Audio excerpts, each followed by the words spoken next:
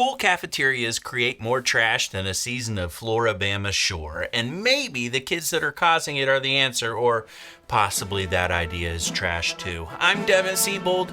This is the State of Teaching. Public schools in the United States produce over 32 million pounds of waste every day. That is a lot of busted lead-filled Stanley Cups.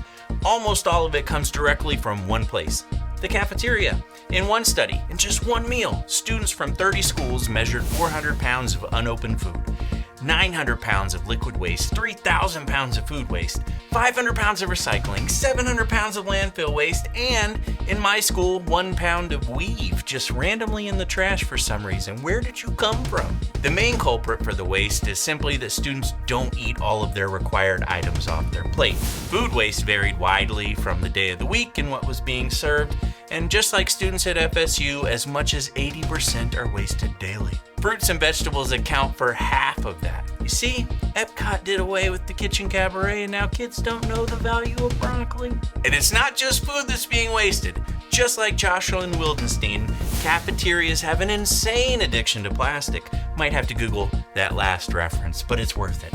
Each student using disposable lunch utensils produces roughly 67 pounds of waste during a 9-month school year, mostly consisting of plastic silverware, straws, and bags. The scary part is that most of these meals are served with traces of the carcinogen styrene in the food. Don't know what styrene is? Well, as you can tell from the name, it comes from, you guessed it, AJ Styles. Just kidding. Styrofoam. In 2011, Congress released a report labeling styrene as a carcinogen, stating that prolonged exposure to styrene has been found to be toxic on the brain and nervous system of children. And the styrene has an even more toxic effect when it's heated by, say, foods.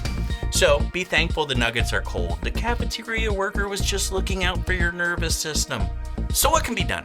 As far as the food, everyday Mexican pizza. I'm proposing it. We've solved it. Let's go home. Not possible? Okay. Well, if that can't happen, unfortunately, not much can be done currently.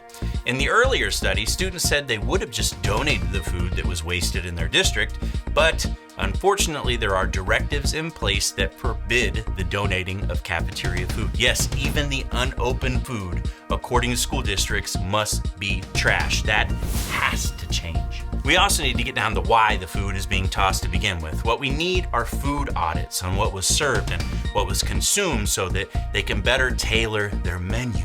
By the way, the United States is one of the only countries that doesn't regularly do this. Side note, I'm on episode 13 of this series. Do you not see a trend here with the U.S. not taking care of schools? Anyways, back to the problem. I have to sit down. I'm not wearing pants. The last option is to do what our elections can't and offer more choice.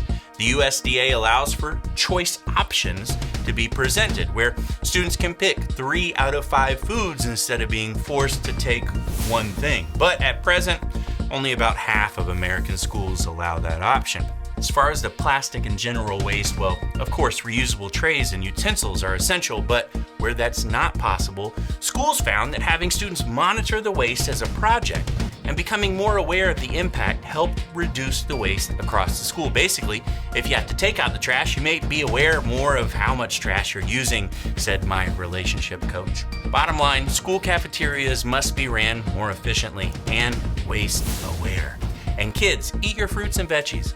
Otherwise, we will be forced to put pineapple on the pizza. You don't want that. No one wants that. We don't want that type of soulless world. I'm Devin Siebold. This has been the State of Teaching.